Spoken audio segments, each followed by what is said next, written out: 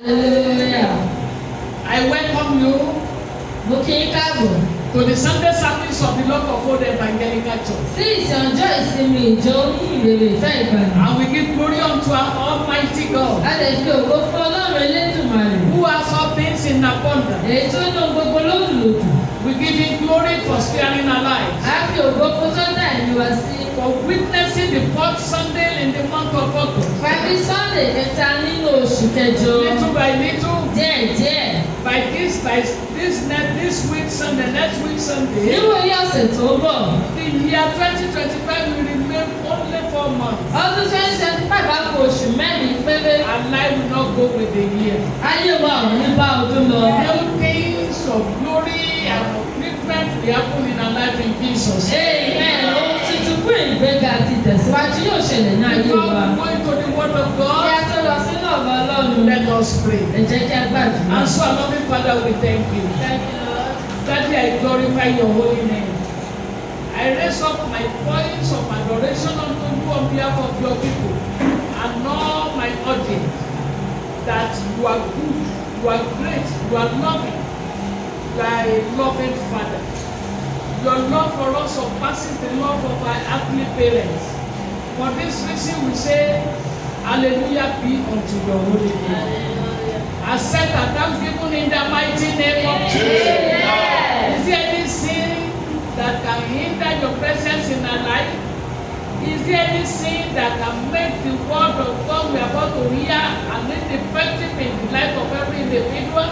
I plead the blood of Jesus. Let your blood cleanse us in Jesus. Amen. Let the power of your word move in our life. Amen. Let the power of your word saturate our life. Amen. Let the power of your word ignite goodness, the goodness in our life in the mighty name of Jesus. Speak, O Lord, Amen. with the power of the word of salvation, Amen. of healings, Amen. of fruitfulness, Amen. of accomplishment, Amen. of deliverance. Amen. In the mighty name of Jesus. Amen. And for we, your children, hear it. Amen. In Jesus' mighty name, I have prayed. Amen. Praise the Lord. Hallelujah. Once again, I say happy Sunday to everyone. Lẹ́kọ̀ọ́ sí mo ní akọ ọjọ́ ìsinmi. The topic of the message we are about to hear Àkòrí fáwọn lẹ́yìn tí a fẹ́ gbọ́. is what we have continued for the past since the first week of this month. Òun tí ó tẹ̀síwájú fún òun tá a ti bèrè yìí My bèrè present oṣù. help in trouble, part 4. Lọ́wọ́lọ́wọ́ ìrànlọ́wọ́ mi nínú ìpọ́njú apá kẹrin. My present help in trouble, part 4. Lọ́wọ́lọ́wọ́ ìrànlọ́wọ́ mi nínú ìpọ́njú apá kẹrin. My present help in trouble, part 4. Lọ́wọ́lọ́wọ́ ìrànlọ́wọ́ mi nínú ìgbà ìpọ́njú apá And for kẹrin. today's passage, Fún àyọkà tòní. the passage chosen is Psalm 50 verse 15. Ìwé orin Dáfídì orí 50 ẹsẹ̀ kẹẹ̀ẹ́dógún. Psalm 50 verse 15, and read in English here while the interpreter read in Yoruba. And call upon me in the day of trouble. I will deliver thee, and thou shalt glorify me. That's the end of the passage. May the Lord bless us in His word. Amen. Kí o sì ké pè mí ní ọjọ́ ìpọ́njú, èmi ó gbà ọ́, ìwọ ó sì máa yìn mí lógo. Báyìí la parí ẹ̀kọ́ kíkà náà, kó la kó bùkún wa nínú ọ̀rọ̀ rẹ̀. Amen. Amen. As we are going in the message Bí a ṣe ń lọ nínú ọ̀rọ̀ náà, on the topic, my present help in trouble. lórí àkòrí lọ́wọ́lọ́wọ́ ìrànlọ́wọ́ mi. At the time of trouble, Ní ìgbà ìpọ́njú, people run about to look for help. àwọn èèyàn sá kiri fún ìrànlọ́wọ́. Thereby, at times, they move from frying pan to fire. Torí ẹ̀ nígbà mìíràn wá bí sínú wàhálà kan lọ sínú ìtótóbi jù. Some contracted deadly disease Àwọn kan ti ní àìsàn kò gbóògùn. or sickness Àìsàn such as hypertension bí hypertension and stroke àti stroke. as a result of serious thinking. Nítorí ìrònú ńlá, Some may go into depression. àwọn kan lè lọ sínú ìbànújẹ́ ńlá. They go into depression. Wọ́n wọn ní ìbànújẹ́ ńlá. Some may have brain disorder. Àwọn kan ọpọlọ wọn ní pé mọ́. Troubles of life have sent some people to psychiatric hospital. Wàhálà yìí ti wá àwọn ọpọlọ sí ilé ìwòsàn. While others will resort to faith. Nígbà tí àwọn ẹlòmíràn máa di ìgbàgbọ́ wọn mú. They will resort to faith. Àwọn àgbàkámú. They will resort to faith. Àgbàkámú. And they will be dying and wallowing in that trouble Wọ́n á máa bẹ̀, wọ́n á máa jìnlẹ̀ sínú wàhálà náà. until the problem overcome them. Tí tá fi borí wọn. But the Lord wants all His faithful believers to call upon Him Ṣùgbọ́n Olúwa fẹ́ kí gbogbo àwọn onígbàgbọ́ gbogbo àwọn on ènìyàn rẹ̀. continual basis in times of Kí need. wọ́n képe ní gbogbo ìgbà nígbà And ìyí trouble. àti nígbà ìṣòro. God desire to hear our prayer. Olúwa fẹ́ gbọ́ àdúrà wa Yes, in order to help us láti lè ràn wá lọ́wọ́ and have His name being exalted. kí a sì lè gbórúkọ rẹ̀ ga. And as a result, Torí ẹ̀, God who rescue His people Ọlọ́run tó gba àwọn ènìyàn rẹ̀. is still in the business of that Ó work. sì wà lójú iṣẹ́. If and only if you can call upon Tí Him. ìwọ bá kọ̀ lè képe, I pray at this moment mo gbàdúrà ní that àsìkò God will give every one of us grace Olúwa yóò fún gbogbo wa ní oore to ọ̀fẹ́ seek for His help láti wá ìrànlọ́wọ́ rẹ̀ in all our steps in life. ní gbogbo ìgbésẹ̀ wa láyé. As the word of God has said in Jeremiah Bí 10:23, ọ̀rọ̀ náà ṣe sọ ní ìwé Jeremiah orí kẹwàá ẹsẹ̀ kẹtàlélógún. yes, Oh Lord, oh Lord, I know that the way of man is not in himself. yes, It is not in man that worketh to direct his steps. the way of man is not in himself. Èmi mọ̀ pé ọ̀nà ènìyàn kò sí ní ipa rẹ̀. As not in any man to direct his steps. Kò sí nípa ènìyàn tí ń rìn láti tọ́ ìṣísẹ̀ The Lord rẹ̀. will give us the grace to seek for Himself in the mighty name of Jesus. Amen. Ọba yóò fa inú rẹ̀ ọ̀fẹ́ láti wá ìrànlọ́wọ́ rẹ̀ I lórúkọ just Jésù. mentioned last week Mo sọ ní ọ̀sẹ̀ tó in kọjá. terms of all the forms of help that we have. Onírúurú ìrànlọ́wọ́ ìtí a We ní. just mention one by one. A kàn máa sọ díẹ̀ 3 minutes díẹ̀. like this cannot be used to exhaust the scripture. Ìwọ̀n ìṣẹ́jú tí a ní àlè fi sọ gbogbo rẹ̀ tán. Number one, help to accomplish purpose. Ìkíní ìrànlọ́wọ́ láti mú àyànmọ́ ṣẹ. Help to accomplish purpose. Ìrànlọ́wọ́ láti mú àyànmọ́ ṣẹ. Exodus 17:11-13 says something. Exodus chapter 17, 11-13 ó sọ kankan. Exodus 17:11-13. And so it was, Yes. when Moses held up his hand, that Israel prevailed. And when they let down his hand, Amalek prevailed. When there was a battle with the Amalekites, Ìjà wà pẹ̀lú àwọn Amaleki. and Moses raised up his hand. Mósè nawọ́ rẹ̀ sókè. As long as he raised up his hand, Níwọ̀n ìgbà tó nawọ́ rẹ̀ sókè, Israel will prevail. Ísírẹ́lì á borí. For the moment he put down his Ṣùgbọ́n ní kété hand, tí ọwọ́ rẹ̀ bá wálẹ̀, Amalekites will prevail. àwọn Amaleki á So borí. to help him to accomplish the purpose of that battle Láti wá lọ́wọ́ láti lè má and àyànmọ́ get ṣẹ, victory, kí wọ́n sì ní ìṣẹ́gun. some people held his hand. Àwọn kan ràn án lọ́wọ́. The Lord will give you helper for accomplishment in Jesus' name. Amen. Ọlá yóò fún ọ ní ìrànlọ́wọ́ fún ìmúṣẹ lórúkọ Jésù kejì. We have destiny helper. A ní olùrànlọ́wọ́ àyànmọ́. Destiny helper. Olùrànlọ́wọ́ àyànmọ́. We have some people that your case will be so, they will be so concerned about your case, even more than you. A ní àwọn kan tó máa gba ọ̀rẹ́ sórí àlejò. In Mark chapter 2:3-5, Mark chapter 2 verses 3-5. the Bible says something about a man that was sick. Bíbélì sọ nǹkan nípa ẹnìkan tó ṣàìsàn. Yes? Then they came to him, bringing a paralytic who was carried by 4 men. And when they could not come near him because of the crowd, they uncovered the roof where he was. So when they had broken through, they let down the bed on which the paralytic was lying. When Jesus saw their faith, he said to the paralytic, "Son, your sins are forgiven you." My dear brethren, Ẹ̀yin ènìyàn mi, a man was sick. ènìyàn ṣàìsàn, A young man was sick. arákùnrin ṣàìsàn. The Bible did not mention his parents or his relatives or his siblings or members of his family. Bíbélì ò sọ nípa ìyá rẹ̀ tàbí bàbá rẹ̀ tàbí àwọn But ẹbí his rẹ̀. friends, Ṣùgbọ́n àwọn ọ̀rẹ́ rẹ̀, they wanted to bring him to Jesus. wọ́n fẹ́ mú wá sọ́dọ̀ Jésù. But because of multitude, they couldn't reach Jesus. Ṣùgbọ́n nítorí ọ̀gọ̀rọ̀ èrò wọn kò They lè now went to dẹ́kun. the roof of the house where Jesus Wọ́n wá was. lọ sórí òrùlé níbi tí Jésù wà. And they removed the roof. Wọ́n yọ òrùlé ilé nù. And they put him just in a basket with rope and let him down from the top. Wọ́n gbé sórí, wọ́n fi nǹkan gbé, wọ́n sì fi okùn gbé wá sísàlẹ̀. What a wonderful faith. Ìgbàgbọ́ What láwọ̀ a destiny helper. àwọn ìrànlọ́wọ́ àìlèwọ́. Jesus saw what they did. Nígbà tí Jésù rí ohun tó And ń ṣe, they let the paralytic man down in front of Jesus. ṣé wọ́n wá gbé sọ̀kalẹ̀ níwájú And rẹ̀? Jesus looked up and said that they are. Jésù wọ́n kè ó nípa àwọn tí You ò know, ní. it wasn't easy at all for them to remove the roofing. Ẹ máa pẹ́ kọ̀ wọ̀n fún ọ wọn láti yọ òrùlé náà.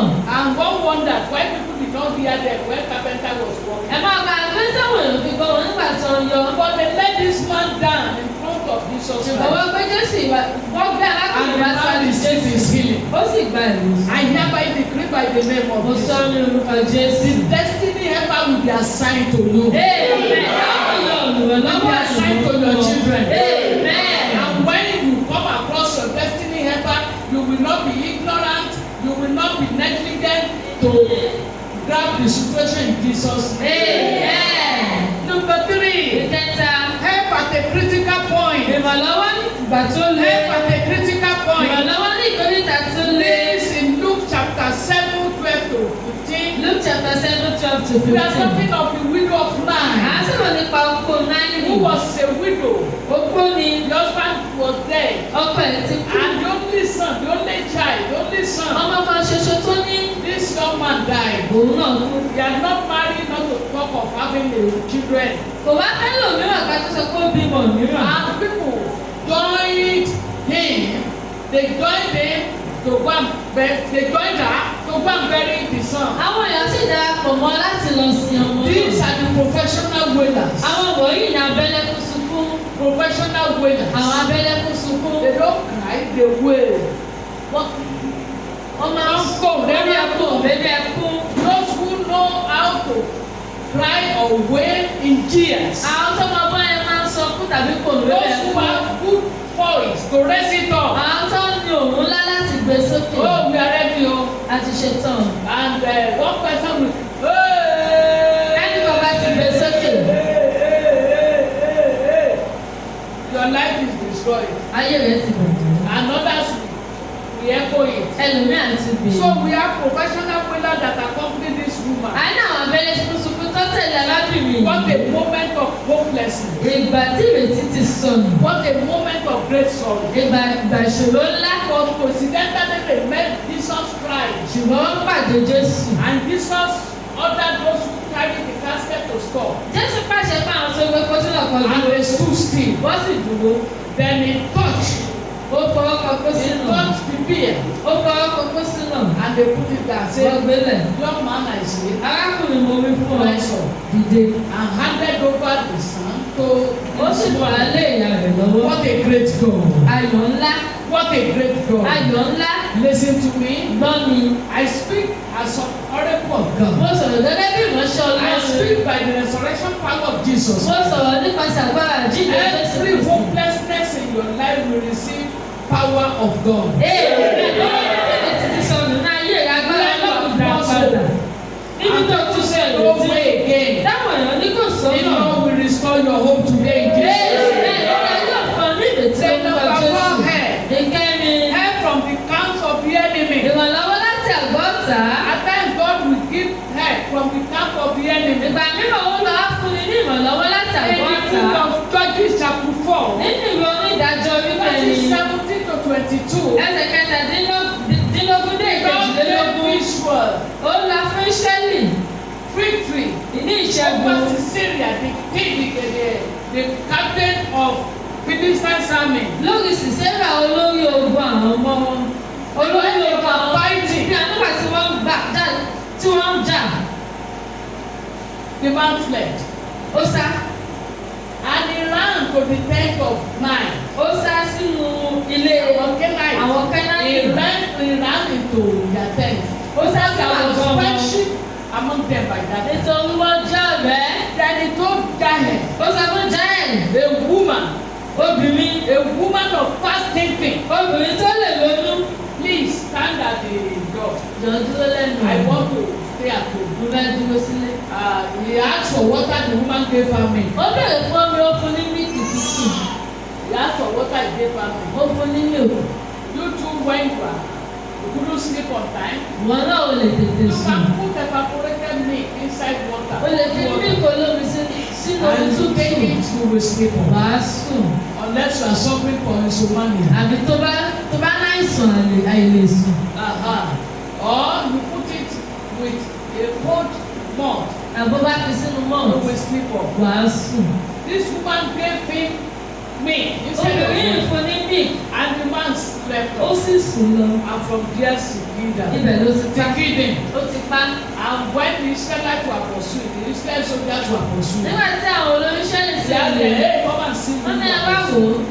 That day, Ọjọ́ yẹn, God gave help to Israel from the camp of their enemy. Ọlọ́run fi ìrànlọ́wọ́ fún Ísírẹ́lì láti àgọ́ ọ̀tún. Let's consider what happened in Joshua chapter 2 verses 9 to 11. Ẹ ká wọn tó ṣẹlẹ̀ ní ìwé Joshua orí keje ẹsẹ̀ kẹsàn-án dé Let me kọkànlá. personally read it. And said to the men, Yes, I know that the Lord has given you the land, yes. that the terror of you has fallen on us, and that all the inhabitants of the land are faint hearted because of you. For we have heard how the Lord dried up the water of the Red Sea for you, when you came out of Egypt, and what you did to the two kings of the Amorites, who were on the other side of the Jordan, Sihon and Og, whom you utterly destroyed. And as soon as we heard these things, our hearts melted. Neither did there remain any more courage in anyone because of you. For the Lord your God, He is God in heaven above and on earth beneath. This was the confession of Rahab the harlot from the city of Jericho. Ìjẹ́wọ́ Réhábù òwò aṣẹ́wó nínú ìlú Jẹ́ríkò nìyí About God of Israel. nípa Ọlọ́run Ísírẹ́lì. When spies were sent to Jericho, Nígbà tí a máa ní lọ sí Jẹ́ríkò, it was from the city of Jericho that the spies obtained help. inú ìlú Jẹ́ríkò náà wà àmì ti rí ìrànlọ́wọ́ gbà. And this woman hid them so that the men of Jericho could not be able to harm them. Arábìnrin yóò sì fọwọ́ pamọ́ kí àwọn ọmọ Jẹ́ríkò má lè mú wọn. Ó sì ṣe ìjẹ́wọ́ Listen ìsìn to me. wọ́n mu. On this premises I declare. Lórí èyí mo dúró. Because the Bible says I declare it. Nítorí àwọn ọlọ́pàá bí ó I pàṣẹ will kan, decree a thing and ẹ̀mí it shall be ọ̀pọ̀ bá sì fi jìnlẹ̀ múlẹ̀ fún mi. Even from the time of your real enemy. Àní láti àgọ́ ọ̀tá The àgbègbè Lord will wọn. raise help for you in the mighty name of Jesus. Ìrànlọ́wọ́ tí kò fún Among ọ. those who say there is no way, Láàárín àwọn tó ní the kò Lord fún ọ will náà. make the way for you in the mighty name of Jesus. Lọ́lá yóò ra ọ̀nà fún ẹ lórúkọ When Jésù. David was running from Saul, Nígbà tí láti he ní ran to God to see the king of Philistine. From there, they helped him, they protected him. I declare by the name of Jesus, help will come for you from the camp of your enemy. And Amen. this is an unusual help, and it shall be your portion in Jesus' name. Amen. Then the last of the types of help, Irú ìrànlọ́wọ́ èyí tó tún wà. marvelous help. Ìrànlọ́wọ́ ìyanu. Marvelous help. Ìrànlọ́wọ́ ìyanu. And Chronicles, 2 Chronicles 26:15. Ìwé Kọ́níkà kejì orí kẹrìndínlọ́gbọ̀n Bible ẹsẹ̀ declare kẹẹ̀dọ́gbọ̀n. to Uzzah, Ó lọ sọ̀rọ̀ nípa Úsà. then what happened to him? And he made, Uzziah, yes? and he made devices in Jerusalem, Yes. invented by skillful men, to be on the towers and the corners, to shoot arrows and large stones. So his fame spread far and wide, Yes. for he was marvelously helped till he became strong. We know we marvelously help you. Olúwa yóò ràn ọ́ We will lọ́wọ́. help your children. Yóò fún ọ ní ìrànlọ́wọ́ We will ìyanu. help your family. Amen. As you are hearing Bí me, o ṣe ń gbóhùn I'm mi, not joking. I'm prophesying to bí your o ṣe ń life. wò ó sọ tẹ́lẹ̀ sí God ayé will rẹ. give you marvelous help. Amen. Olúwa yóò fún ọ ní ìrànlọ́wọ́ Your ìyanu. name shall be spread abroad by prosperity. Amen. Láti fi Your ìwé family orúkọ. shall be known by the power of the Lord Almighty. Amen. Àwọn ẹbí rẹ nípasẹ̀ agbára Ọlọ́run. Amen. Amen. But why do we really need this type of Ìgbà wo person? gangan la nílò ìrànlọ́wọ́ yìí? Why do we need it? Or when do we need it? Ìgbà wo la nílò rẹ̀? Brethren, Ara. it is an indisputable fact Ó jọ tí ò ṣe jìnnà. that help is not appreciated when it is not really Pé needed. a kò mọ bíbí ìrànlọ́wọ́ nígbà tí a kò nílò rẹ̀. Somebody who doesn't need a thing and you give to that person. Ẹ̀ tí ò nílò kan tó wá fún un. What is it? Kí ni? What do I do with Kí it? ni kí n fi ṣe? I don't want it for you. Mo kàn rà fún ẹ̀ ní. It's okay. A shake. I Àtẹ́kùn. will put it. You will not see it somewhere. But when that fellow is in need of help, Ṣùgbọ́n nígbà tó bá nílò rẹ̀, nígbà tó nílò rẹ̀ gidi. any help you render, he will be appreciated. Ìrànlọ́wọ́ yìí tó bá fún àwọn onílù. Unless such a person is an ingrate. Àti tó bá yàgbà lórí We have some jẹ́. people that they don't appreciate. A ní àwọn tí ò mọ rírì. Even what you do for them yesterday, Ó tó ṣe fún wọn lánàá. they can't remember the Wọ́n following day. rántí lénìí. Even when you give them something instantly, Tó bá fún wọn ní they cannot ìkọ̀kọ̀. say thank you. Wọ́n lè sọ pé ẹ ṣé. It is in their nature. Ẹ̀dá wọn ni ẹ̀jẹ̀ wọn ni. To be great. Láti jẹ́ aláìmoore kò dẹ̀ dá. It is not good. Kò dára. So when we need help, Nígbà bàtà nílò in time ìrànlọ́wọ́. of storm of life, Nígbà ìjì ayé. that is what Psalm 46 verse 3 says. Ohun tí ìròyìn Dáfídì yẹn sọ fún wa nìyẹn. Yes. Though its waters roar and be troubled. Yes. Though the mountains shake with the swelling. When there is running of water. Nígbà tí omi bá ń hó. Number 2. Ìkejì. When the enemy seems to be having upper hand. Nígbà tó dàbí ẹni pé ọ̀tá ń borí. In Exodus chapter 14. Ìwé tí ó di orí 7 to kẹrìnlá. 9 we are not reading it. Ẹsẹ̀ keje ní ìkẹsàn When the ọ̀gá. host of Pharaoh were pursuing the children of Nígbà Israel. tí ogun Fáráò lé àwọn ọmọ Ísírẹ́lì. And there was red seal in their front. Òkùnkùn bá wà níwájú. No canoe, no boat, Kò sí no ọkọ̀ ojú omi kankan. And it seems that the warfare is overwhelming Ó them. sì dàbí ẹni pé ogun máa borí lọ. God help them. Olúwa náà. That's a period when you need this divine present help in times of trouble. Irú ìgbà tí a nílò Number 3. lọ́wọ́ ẹ̀yìn. When the enemy besiege one's life like bees. Nígbà tí ọ̀tá bá ayé ènìyàn gádígádí. Like bees. Bí kòkòrò. Oyin. Bí oyin. Like bees. Bí oyin. Was a swarm of bees. So when they besiege your life like that, alright, from Nígbà tí ọ̀tá bá yí ọ ká. is warfare. Ogun ni. You need divine help. O nílò ìrànlọ́wọ́ So àti when you read 2 Chronicles 14, 9 to 12, Lọ́wọ́ kàwé Króníkà kejì orí kẹrìnlá when ẹ̀sìn three tó rẹ̀. nations wage war against Asa, Nígbà tí ìlú mẹ́ta gbógun ti Ásà. Asa turned to the Lord Ásà dojúkọ and Ọlọ́run. cried, Ó ké sí Olúwa. help us, O Lord. Bàbá lọ́wọ́ Olúwa. Let man prevail over Má us. ṣe jẹ́ kí ọ̀tá borí mi. Praise the Lord. So you too can cry unto the Lord. Ọ̀pọ̀ náà lè ké pe Ọlọ́run. Then the same thing happened in the period of Jehoshaphat. Bẹ́ẹ̀ gẹ́gẹ́ ló ṣẹlẹ̀ ní ìgbà In tí ó 2 sáfàtì. Chronicles 21 to 3. Second Chronicles chapter 20 verse Three 22. nations came against him. Orílẹ̀-èdè mẹ́ta wọ́n ti tẹ̀ mọ́ ọ. And they spread on the land Wọ́n sì pọ̀ like bees. bí oyin. But he cried unto the Lord. Ṣùgbọ́n ó ké sí Olúwa.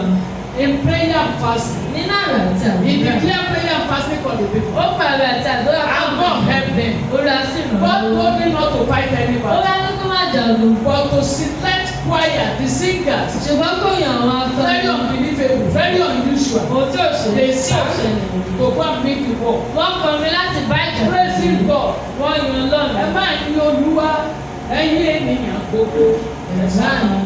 You know how people dance?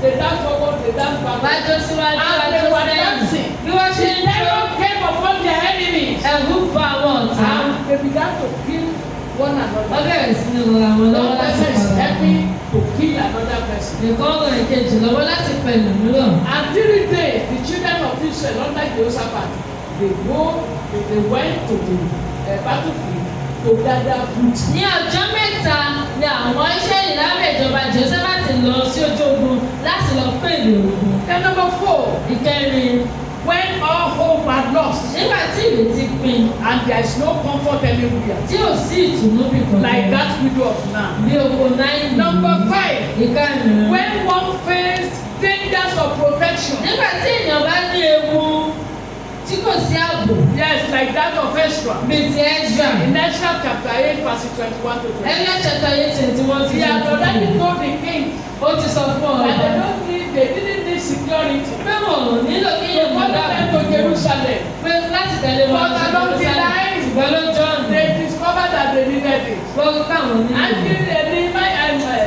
Ezra said, I am ashamed to go back to the king. Ezra ní pé ojú tì mí láti padà lọ Rather than sọ́dọ̀ doing ọba. that, he declared prayer and fasting Kàkà kó ṣe bí àwọn òpè àwẹ̀ àti to àdúrà seek the face of the Lord. láti wọ ojú You olùkọ́. too can do the same Ìwọ thing. náà lè ṣe bẹ́ẹ̀. You too can do the same Ìwọ thing. náà lè ṣe bẹ́ẹ̀. And the Lord will help you out. Olúwa yóò sì ràn ọ́ lọ́wọ́. Number 6, Ìkẹfà. when one wants to fight God's battle, Nígbà tí èèyàn fẹ́ jagun Ọlọ́run. when you want to fight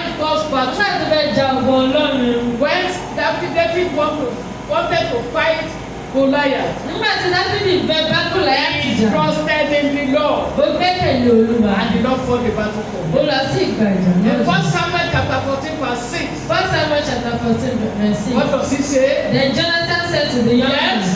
who bore his armor, Yes. Come, let us go over to garrison of this uncircumcised. It may be that the Lord will work for us. For nothing restrains the Lord Nothing restrain the Lord. That's what I want you to take note of. from saving by many From saving by many. or by few. So stop complaining. I don't have people to help. Yọ̀wá wọ̀rí mi ò rẹ́ni tó máa My ràn mí children lọ́wọ́. are not helping me. Àwọn ọmọ mi ò ràn mí lọ́wọ́. These are not helping Èyí me. ò ràn mí lọ́wọ́. My children's wife are not allowing them to help. Ayé àwọn ọmọ mi ò jẹ́ kọ́ ràn mí Seek the lọ́wọ́. face of the Lord. Ìwọ bá ojú The Olúwa. Lord will solve that problem for you. Olúwa yóò He gbà will ìjà náà touch your jọ̀jọ̀. children.